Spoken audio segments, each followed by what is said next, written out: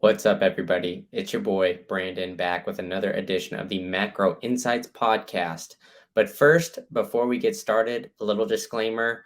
I am not a financial advisor, and the guest is not giving financial advice. So everything you hear on this podcast is strictly opinion and should not be taken as financial advice. We disclose if we have any holdings discussed in this podcast, and you should not be following us as financial advisors. You should discuss this with professionals before you get involved or invested.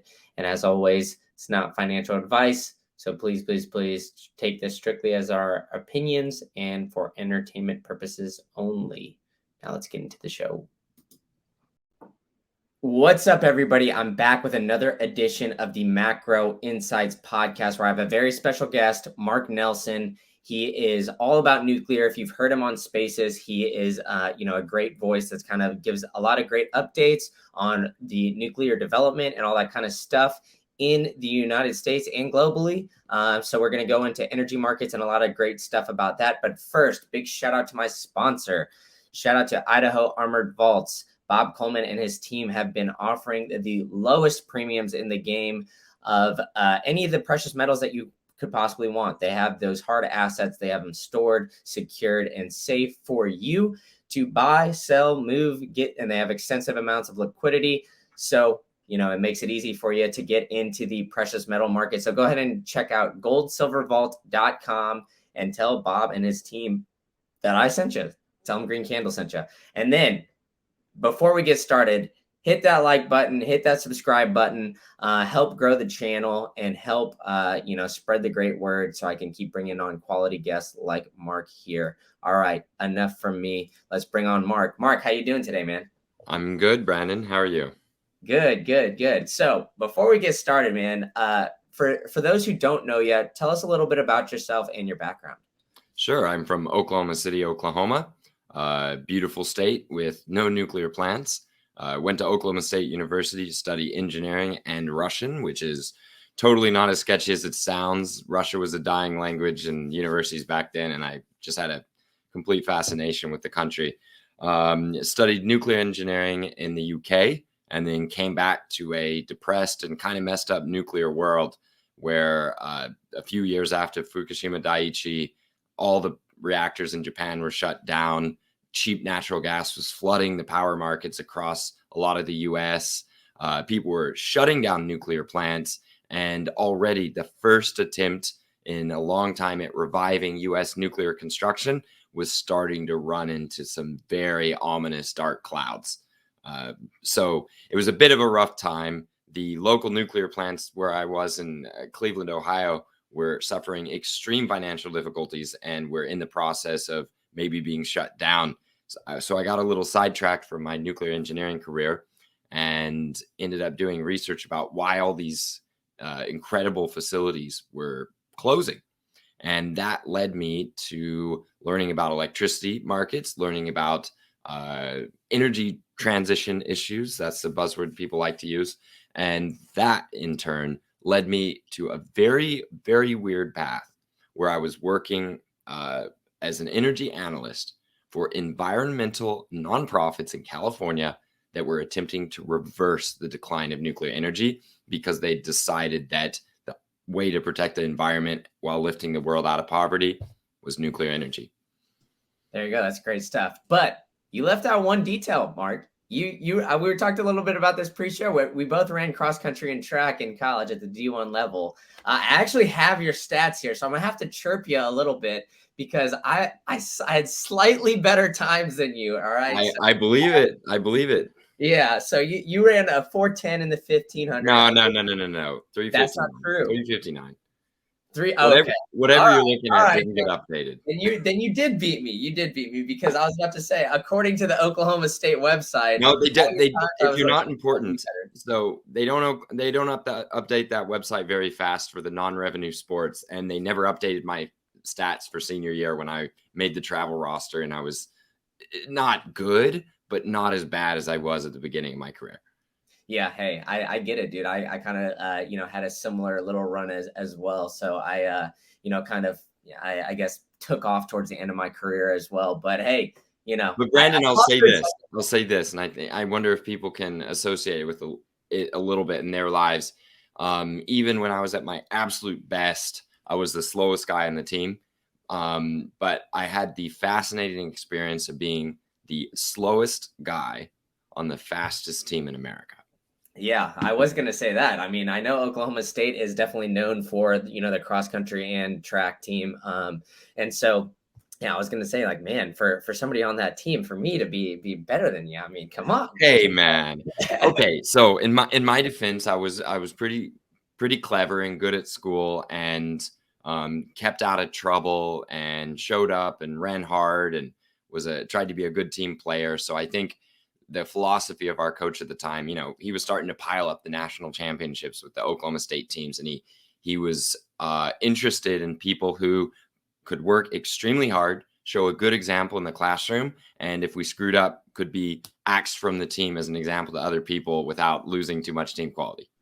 There we go. That's a fair point. That's a fair point. But all right, enough about our glory days now. Let's dive into it. You kind of alluded to already, like, the nuclear power plants that they're kind of, you know, dying in a sense in the United States. I did see something. I mean, we're trying to find it a little bit pre-show, but I did see something that there's starting to be more developments of nuclear plants across the United States to kind of help with this energy grid. So, like, you know, because there has been issues in Texas, there's been issues in, like, you know, there's rolling blackouts in Florida, and you know, when it's too hot and other things like that as well. So, you know, what do you, I guess, as a broad scale to start off, and then we'll kind of like narrow it down. You know, how do you see, like, nuclear kind of playing into all of this, and you know, where it kind of stands right now in the United States? All right. So, first of all, the reason why nuclear plants were closing in the United States is not really like the reason that they've been closed in other countries. Essentially, no nuclear plant outside of one in Florida in the last 20 years had to close. One in Florida, they were doing a repair job on it, and they just really messed up an absolutely crucial thing that it is extraordinarily difficult to fix after the fact. And that's Crystal River in Florida. And pour one out for a real one, but that one just got messed up. All the other nuclear plants, all the other nuclear reactors in the United States that closed, it was just a senseless waste. Two different reasons, but the first one I want to talk about, because it has to do with commodities and energy markets, is unique to the United States, and that was in electricity markets that were invented only like 20 years ago. Some professors came up who didn't even know anything about how electricity physically works. They didn't understand the system, but they came up with a market to control it anyway.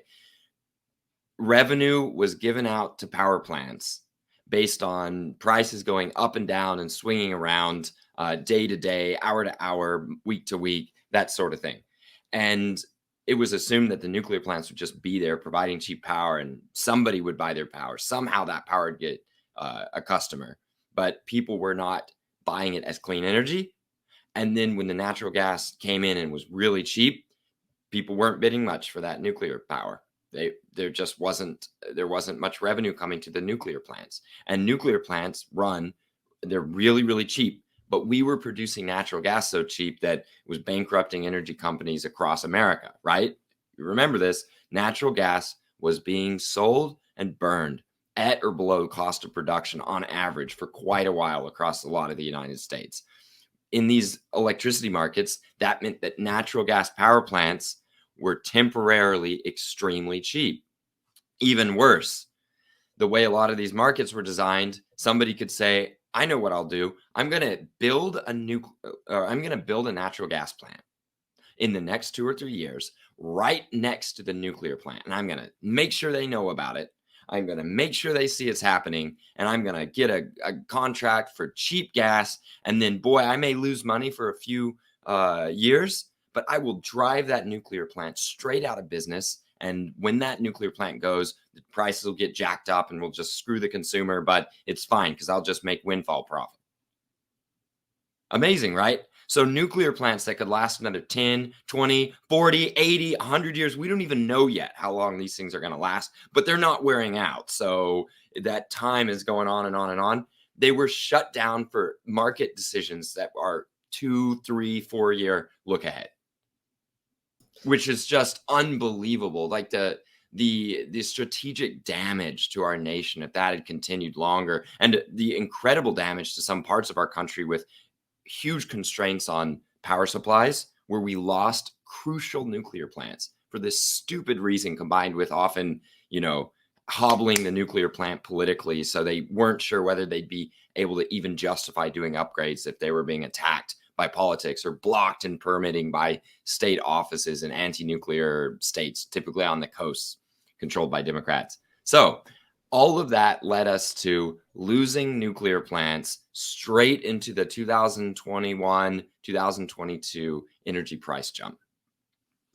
So why do you think that there's I guess such a negative connotation when it comes to nuclear? Because it seems to me like, it's almost like an obvious solution at this point. But How old are you, Brandon? I'm 29. You're So 29? yeah. And so you think nuclear is an obvious solution. You're 29. First of all, I happen to agree with you. I'm 33 and I happen to agree with you. But let me say it this way. Let's have a little bit of empathy for our boomers, okay?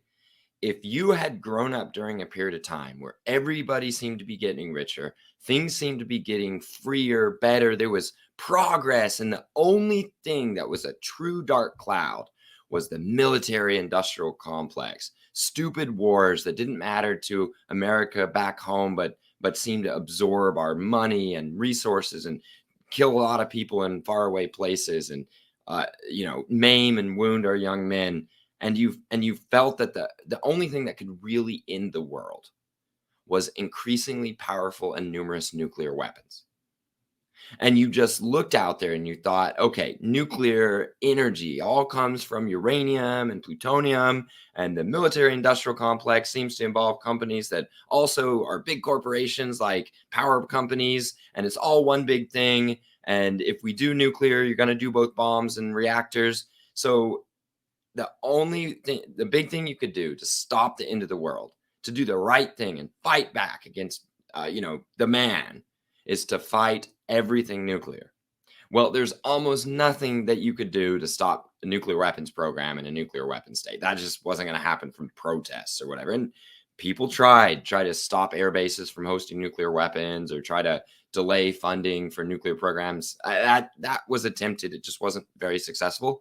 What was successful was delaying and slowing and stopping nuclear power plant construction and getting existing nuclear power plants shut down. That was much more successful.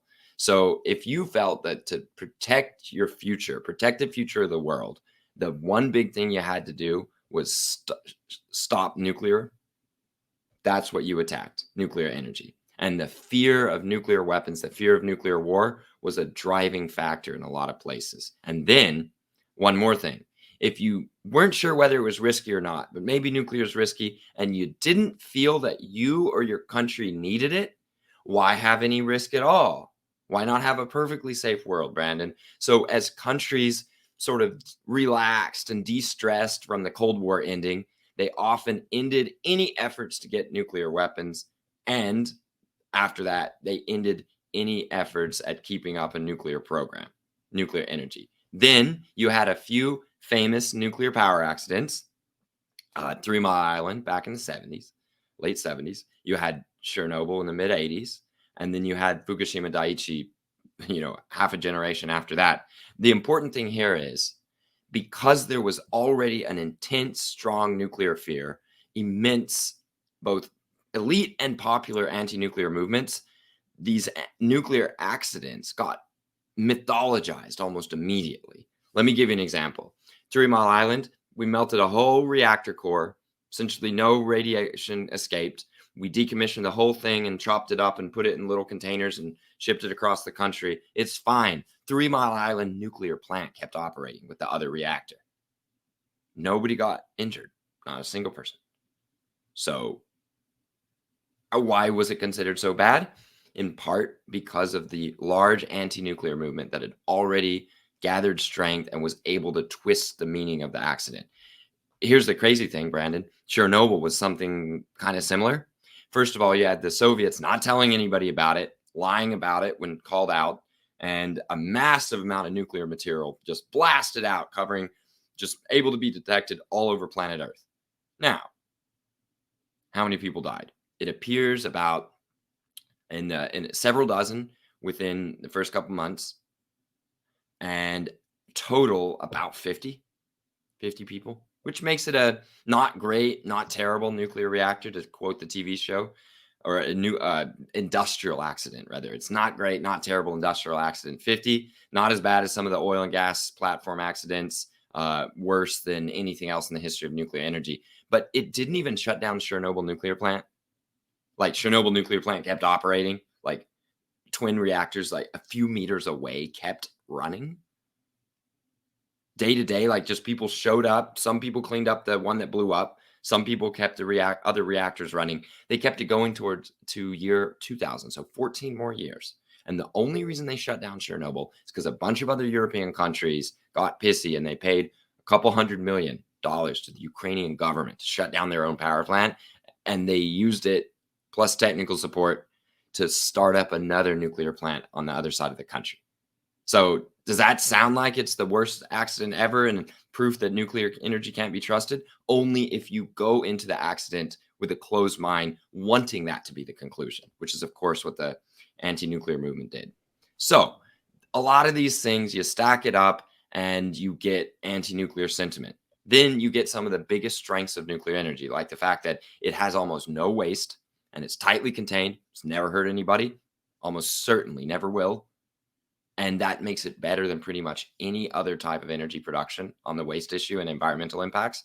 And that's turned into a negative, where although it hasn't hurt anybody, you claim that maybe it could hurt everybody. You don't even need to cite your sources. You just assert that it's true.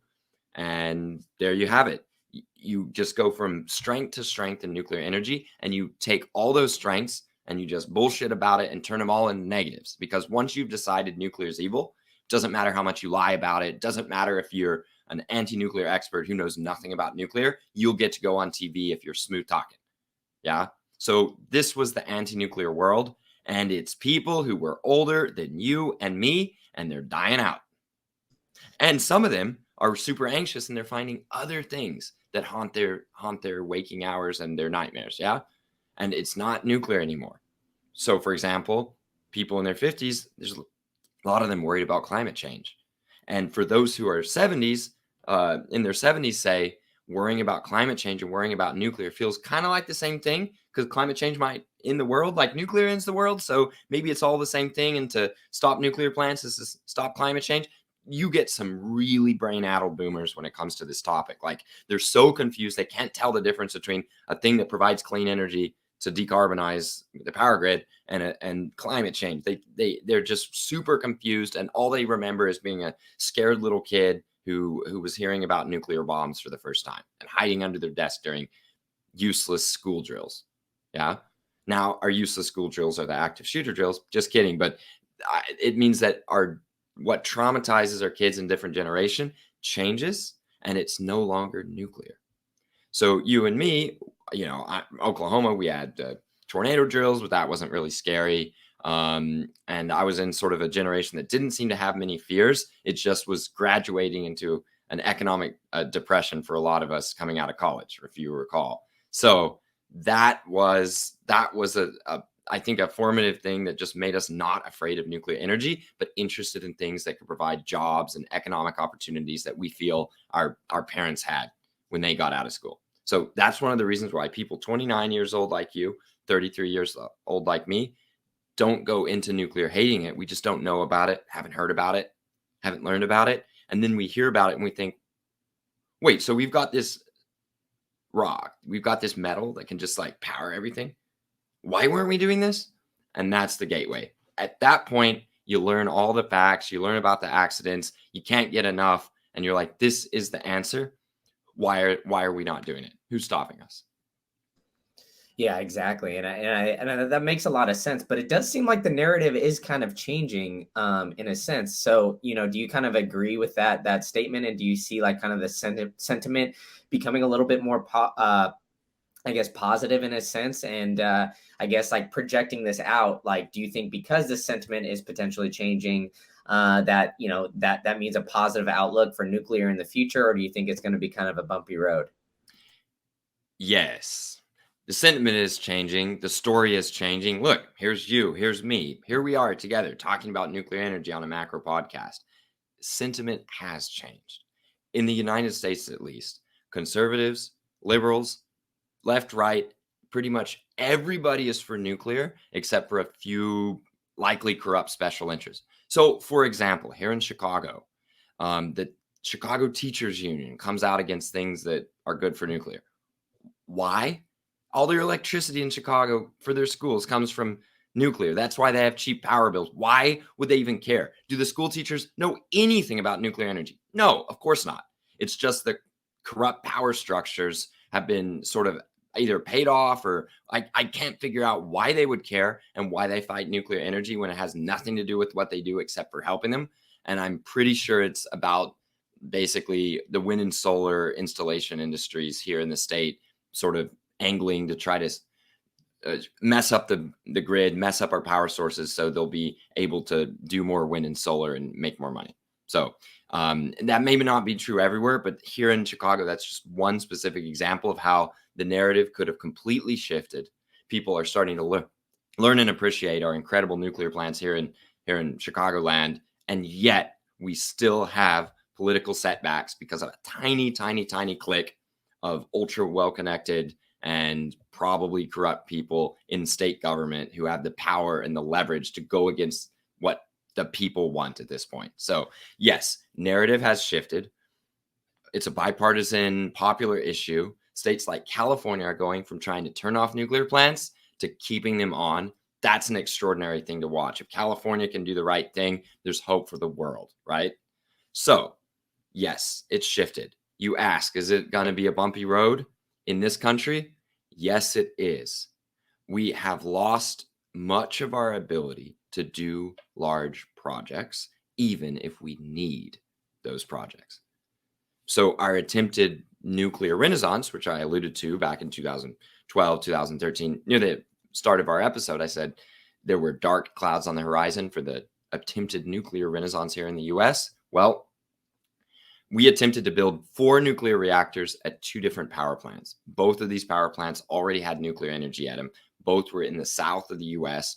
Both were in states that don't have this dumb electricity market thing that was thought up about 20 years ago. They had the old school, vertically integrated utilities who have the responsibility of building power plants, building power lines, stringing it all together, running it to make it to be the lowest cost with the, best investment return for their own investors, but lowest cost average over the course of multiple years.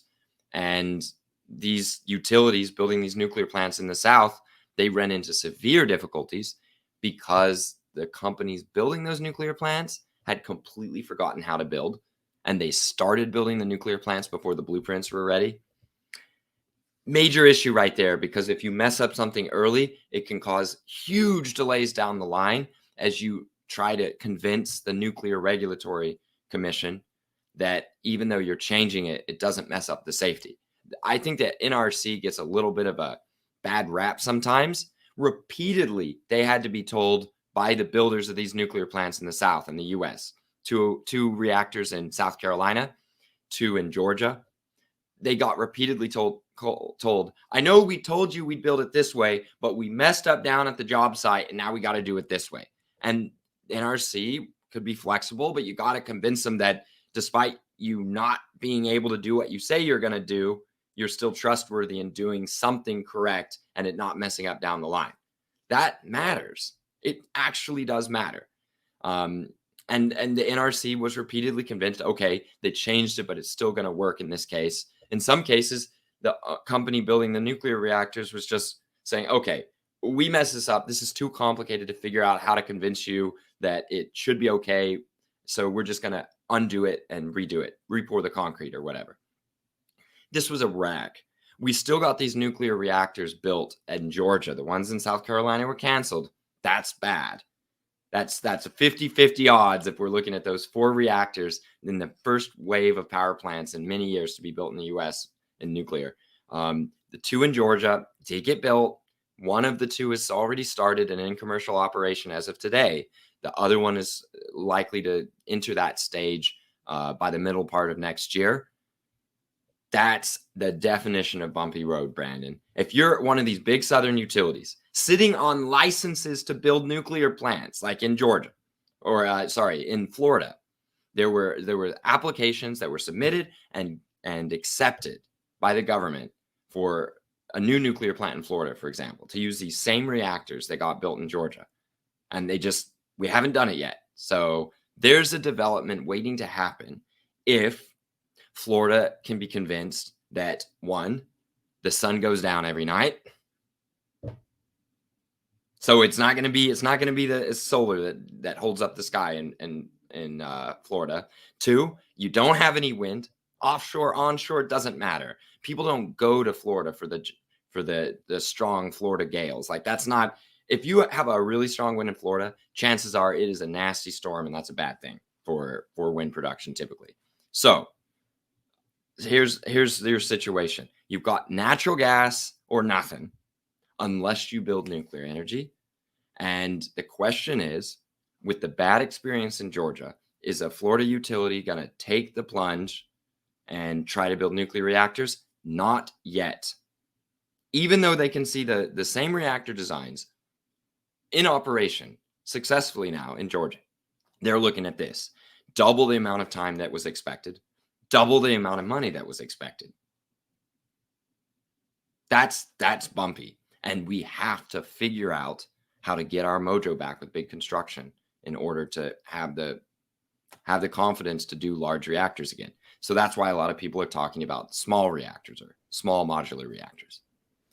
Now, is this an issue because, we haven't really been in production of nuclear plants in such a long time that, essentially, I guess maybe we just aren't used to building these kind of plants, and Yes. so that's kind of causing the delays.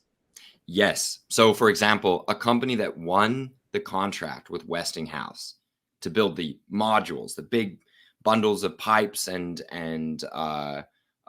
holding tubes for wires and instrumentation. They were supposed to come to be made in Louisiana, shipped to Georgia, and then just plug and play inside a waiting reactor structure.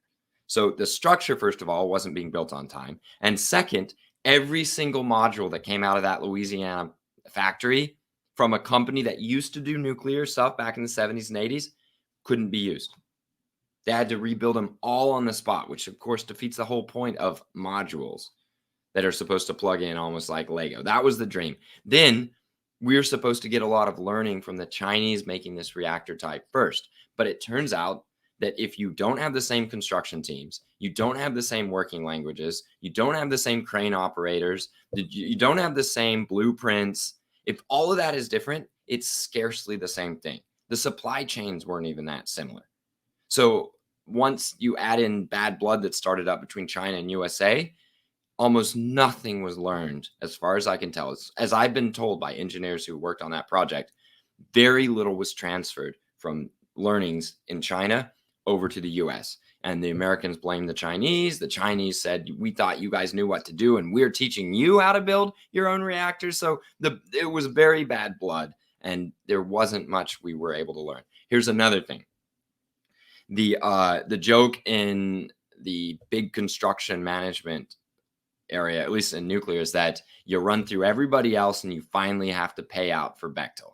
So by the time Bechtel, the most famous and expensive, I've heard, nuclear engineering contractor to actually build the nuclear plant, not design it, not build the pipes, but just actually construct the plant. That's a different task and a different skill, by the way, than designing it or producing the parts. Is actually running the construction and getting the thing built. Well, Bechtel was only brought in after two other big entities had already failed to build the nuclear plant. So by the time Bechtel got up to speed and was doing better and better and helping build the plant, we're talking, a decade into the project and immense overspending. So if we went into a new nuclear plant, knowing what the blueprints were going to be before we start, having the full design in operation in a next door state, and knowing that Bechtel is probably the ones you hire from day one, even though they're really expensive. So look, trying to save a little bit of money on your EPC, your engineering, procurement, and construction firm, like it may be a $15 billion project and you're trying to save a few tens of millions here and there on your EPC that has to put it all together. That was a mistake. Not saying that Bechtel just has a birthright to all nuclear projects, but they're one of the most recent ones to have had any living experience, and they stand by their work and they can get it done in the end. If we combine Westinghouse, Bechtel, and a nearby state to Georgia as soon as we can, if we can get that started really soon, I think we have a shot at building large nuclear. It's going to take backstops from the feds, almost certainly. It's going to take super big, deep, southern US utilities, almost certainly. It's going to take a lack of electricity markets, probably. I don't have the absolute conviction on that one because the electricity markets are now over 20 years old. What that means is they've stopped a lot of the construction of big, expensive power plants, because what's the point? If you lose power plants, everybody gets to get more rent from the market. And if it's difficult to build power plants, it's easier to close them than to construct them. You see that? Which means if it's nobody's job truly to build the power plants, except the market operator screaming and yelling and saying, hey, this is a problem. Why aren't people building power plants? Build power plants. Well, if you break up the utility structure, it's not clear that's going to happen. So prices are soaring for electricity in coastal areas of the US that have messed up their power systems. We'll see. All right, yeah. So we've kind of like gone through the whole United States, kind of the development and maybe some of the fear and the narrative of that. But what about nuclear globally, right? I mean, it seemed like in Germany earlier, maybe it was last year or the year before, they were starting to try to shut down all their nuclear plants, and then they were getting away from coal, and then they're almost having an energy crisis. So now they're back on coal, and it seems like all of Europe was kind of having this issue. Right when the Russia-Ukraine war started as well, that was kind of a big fear. But, you didn't really hear too much about like nuclear development and things like that over in Europe. Yeah, I'll leave it there. So like, where do you think that's going? Nuclear was being stripped out of Europe for purely political reasons, only political reasons. Unlike the US, which was in the process of becoming today the world's top natural gas producer and exporter, and the top producer of oil and a net exporter of oil. That's a country that has a little bit more room to get it wrong on nuclear without destroying economic prosperity, because we're the lead producer of the fossil fuels. Now, there's a bunch of people that claim they don't want fossil fuels, and if they're against nuclear too, well, that's what we got in Europe, where Europe wasn't producing much of its own fossil fuels, but was also stripping out nuclear plants. Here's the thing. Much of Europe is crap for wind and solar. The wind, it's not just that the wind is weak once you get inside the continental area. Like when you're on the sea, yeah, there's more wind. When you get inside Europe, you have a dense population, 1 billion people, and not a very big continent, which makes it difficult to place wind turbines, and the wind speeds aren't that amazing. But even worse, the wind is pretty similar all across Europe at the same time. Approximately, right? Then the sun. Europe is extremely far north. Extremely. I mean, sunny southern Italy is about as far north as what? New York City? Like, this is not a place you want to rely on sun energy. And it's not even the daily cycle that's really going to kill you. It's the seasons. You're not gonna get seasonal electricity like gaps fixed with batteries. So politicians in Europe were just stumbling along with anti-nuclear ideologies, stripping out nuclear plants, taxing them into oblivion to kill them, killing them with policy. We were electing Green Party. I mean, we Europeans were putting Green Party know-nothings, just some of the dumbest people you ever heard in your life. They were putting them as energy ministers. And they only had one thing, which was just kill our nation's best power source. The only one that the fuel cost is super low and it's super reliable. That's what Europe was killing for 20 years. And they did it straight into the hands of Putin's little trap. They committed to Putin's pipeline gas, And then they shut down their own nuclear, and then Putin turned off the taps as part of a gambit to go along with the Ukraine war. Yeah. So that was a brutal wake-up call. Political upheavals are sweeping across Europe, country after country after country. And typically when this happens, a right-wing government comes in and they scrap all the anti-nuclear energy programs. And they now in Europe are talking about building nuclear again for the first time in many years. And unlike America, they do not have cheap fossil alternatives. They don't have it.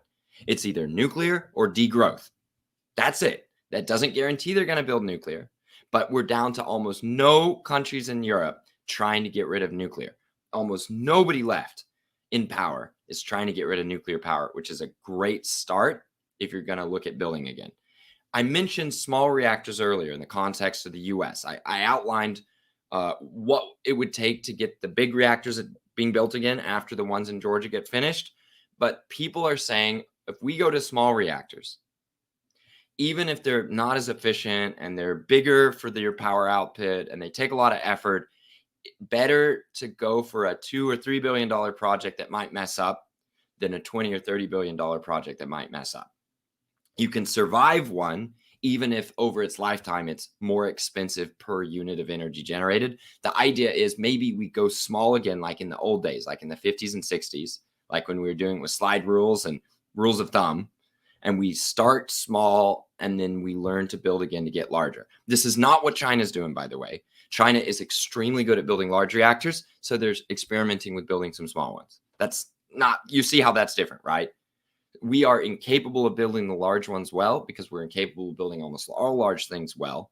And we're deciding that maybe we go to small reactors as practice and trial run for getting bigger reactors. Now, people say things like, oh, it's so we can make the reactors on an assembly line and ship them to site, blah, blah, blah, all sorts of ahistorical bullshit, because that's what we did to make the big reactors too. We made the parts of the big reactors on assembly lines and shipped them to site and installed them.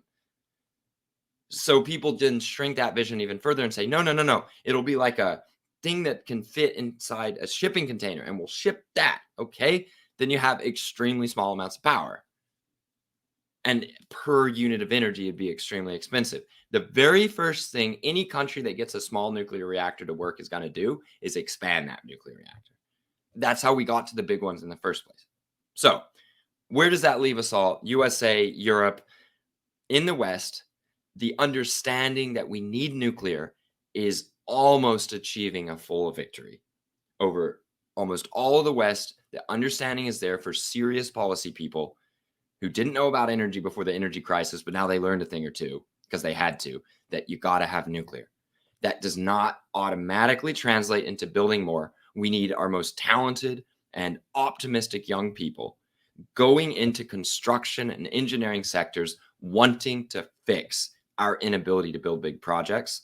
And they need to do it at the same time that people who just find themselves in big government bureaucracies want to see these nuclear projects be completed rather than want to see them getting stopped. That's the magic mix. We're slowly moving towards that in a lot of places. You mentioned a number of nuclear developments that you think are popping up over the US. Almost. We don't quite have the shovels turning on more than a few little test loops and maybe some initial prototype things where we're just scraping the dirt a little bit, just messing around. Here's one of the big narratives, though, where I can see this coming in over the next decade. Coal plants are located in communities that mostly like their coal plants. They're located in places that often mine coal. They're located in places that politically are not so keen about renewables. It's not uniform. There's some places that both do coal and do wind, like Wyoming, but I'm just telling you the general pattern. Then coal power plants have transmission lines. It's almost impossible to build transmission lines because if even a single spot wants to block it, you don't have a transmission line. So you also have cooling water. You use that to cool off any type of power plant that uses heat to make electricity. So you have all these things that are just right for making a nuclear plant on that spot. What we're going to start to see is countries bringing all sides together to make a coal to nuclear transition Now, coal power has plunged. Even though you mentioned that Germany's going back to coal, they're not going back so much as having to keep all their coal plants, if that makes sense. Like, they can't get rid of the coal plants. They're just not making much money with them. They're not getting rid of the coal plants. They just have to have them ready to run.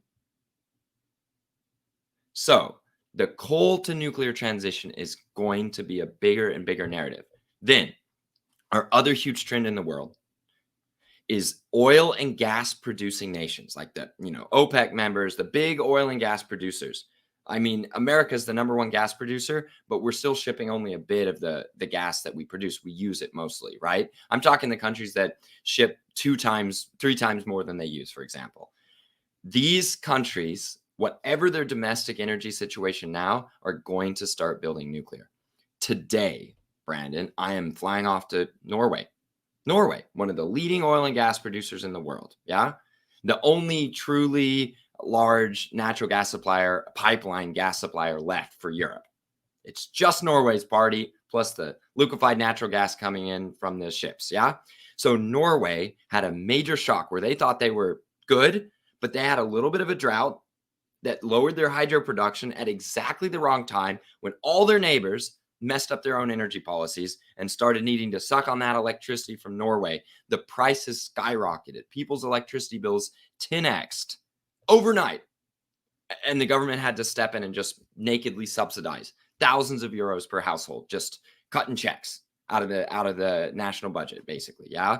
So Norway had a big shock, and they also had another one, which is Cold War, warm war. History is still going. War is still possible, and it's on their borders. Okay. Russia is on their borders, and it makes a feeling of anxiety that wasn't there only a few years ago. Yeah. A new generation of Norwegians that had only known peace and prosperity were faced with what it feels like to not have as much energy as you thought you did and not have as much security as you thought you did. So countries like Norway, countries in the Persian Gulf region, they're going to be trying to get nuclear as fast as possible. We already have a guiding pathway set up by United Arab Emirates, which decided against everybody else's decisions back in the late 2000s. They decided to go nuclear. They got a nuclear power program put together, and they built it right. They paid good money to get it set up. They didn't pay too much money to get it built. So they sharpened their axe for a long time before they started chopping into the tree. They had a huge outreach program to get every decision maker in the country personally and privately briefed on nuclear energy from top to bottom. And they did that before, during, and after launching their first reactors. So that's going to be the template that I see going forward, spreads across the rich oil and gas nations as people learn why, even though we produce a lot of energy from petroleum, why we need to have our own needs satisfied by nuclear energy. So there you go. 2 big trends: coal to nuclear transition and oil and gas producers satisfying their domestic energy demands with nuclear that helps them also relocate industries from the countries that screw up their energy policy, like Germany, into the oil and gas producing countries that get cheap baseload nuclear electricity. Gotcha. Yeah, that was an outstanding breakdown. So I really appreciate you doing all that. But you kind of like you described, I guess, the outlook and where things are going. But I want to focus on like right now, right? I mean, we did talk about briefly like the Russia-Ukraine conflict, kind of how that has created almost like an energy crisis in Europe. Is there an energy crisis in Europe right now? Like, is there like something that's going to happen? Like, because that's kind of been a narrative, it seems like for a while. Obviously, we're in the summertime now, and it's more worried about in the winter. Like, is there something that we should be worried about here in the next 4 or 5 months? Yeah. So basically, Europe cannot physically store enough natural gas topped up by tankers coming in all winter. They cannot import and store enough natural gas to be assured of sufficient supplies to meet historical demand levels going through the winter. By not this winter, not next winter, but the winter after, most experts who study this issue in Europe believe that Europe will have enough storage and will have enough gas import capability. They may not have enough money to buy it at any price, but they'll at least physically be able to deliver the amounts of winter gas that used to come from storage, Russian pipeline, and a little bit of domestic production and a little bit of LNG, liquefied natural gas importing. So they lost most of their pipeline gas, and they're rapidly constructing liquefied natural gas import terminals. It's basically like a little pier that goes out in the water, and you use a little bit of heat from the water and the air to help add heat to the gas to turn it from an ultra cold cryogenic liquid into a pipeline gas that flows through the country's system. So very much easier to build those import terminals than to either produce your own gas or liquefy your own gas, but they're doing it as rapidly as possible. Suddenly all these green control environment ministries are just, yes, to all this fossil fuel, because better than admitting you're wrong about nuclear. Yeah. Anyway, so these next 2 winters, as they rush to get these LNG import facilities built, there's going to be the potential for a squeeze. 2 things would need to happen to squeeze those gas supplies. Okay. 1, a cold winter. If it's a really warm winter, from Germany helping global warming by burning a bunch of coal in the past and the present, right? Then they might be okay, and they merely need to bleed out another half generation of spare wealth in order to get the insurance policy of having enough gas to provide. Here's another thing that's happening, and this one is less commented on, I think. Rather than running low on energy supplies, what Germany's been doing has just been deindustrialized.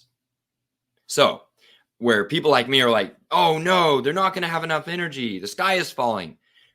The sky kind of is falling, but for Germany's future prosperity. And they're essentially subsidizing today's demand by closing down tomorrow's industries that would, pay social security tax, support the welfare state, drive future growth, support an aging population, really is what I'm saying. They're losing industry that is reducing energy demand.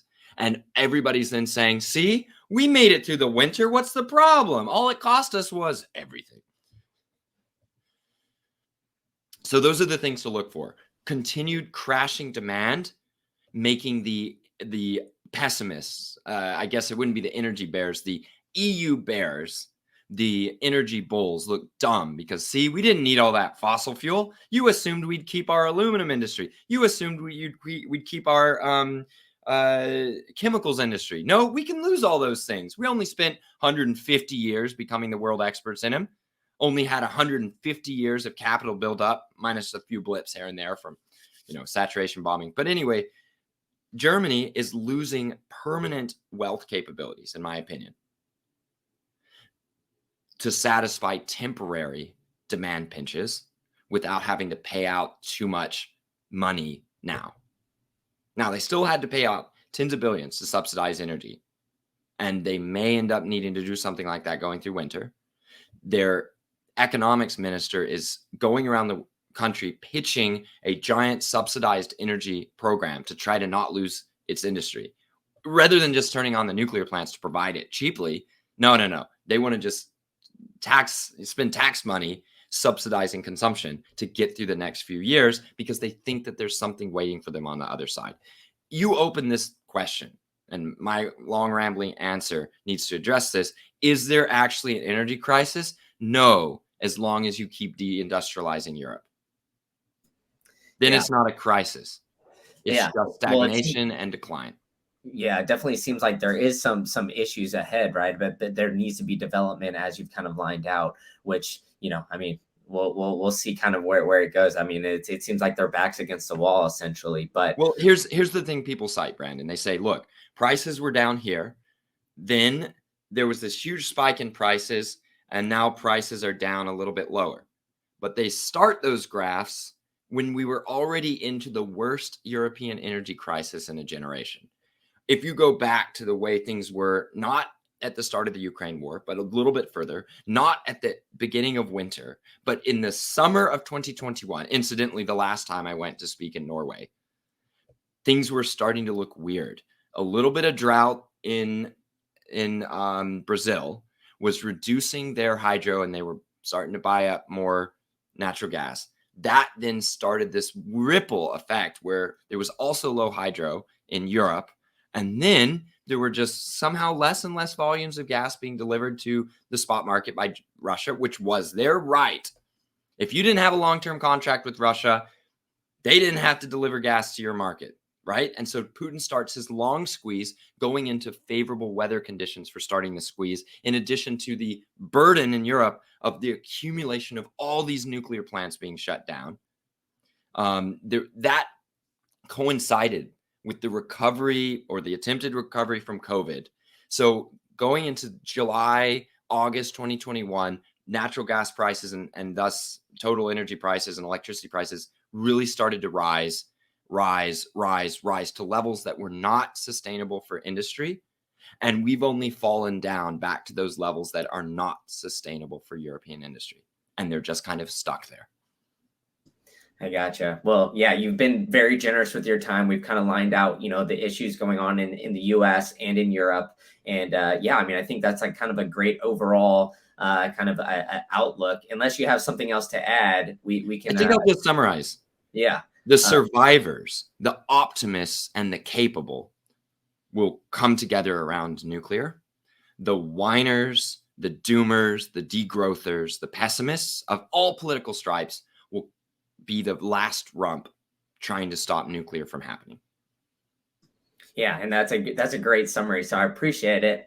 You appreciate you coming on and sharing your vast knowledge on what's going on here. And safe travels to Norway as you're leaving today. But for those that are interested in finding out like more about you, maybe hearing some more of your talks or seeing some of your content, where's the best place to find you? And yeah, what else do you got going on? Well, you can go to our consulting website at radiantenergygroup.com, and you can find me by email at mark@radiantenergygroup.com. And when I'm traveling or bored or have thoughts that don't merit their own reports, or I don't have any clients for the information, I just put it on Twitter. So that is, Twitter, whatever you want to call it. I'll just call it Twitter. Everyone knows what I mean. Type in twitter.com and go to at Energy Bants. That's ENERGYBANTS, and you'll find me. Look for the mustache. Awesome stuff. Yeah, and I'll link all that in the show notes as well. So be sure to check it out. And yeah, Mark, thanks so much, man.